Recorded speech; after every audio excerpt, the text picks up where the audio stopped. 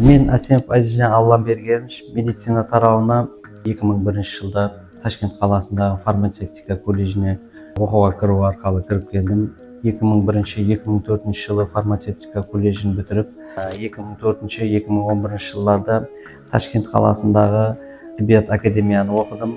Одан кейін 2011 жылда Ташкент қаласында кардиологический центрде клинический ординатура оқуын оқыдым. Сол уақыттан бері қазіргі күнге шейін УЗИ диагностика, функциональный диагностика курслары бойынша оқыдым. Қазіргі күнде өз үстімізде малaka ашырып барамыз. Кардиология бойынша 13 жылдық, УЗИ диагностика бойынша 10 жылдық іс тәжірибеге иемен. Клиникамыз 2005 жылда өз жұмысын бастаған.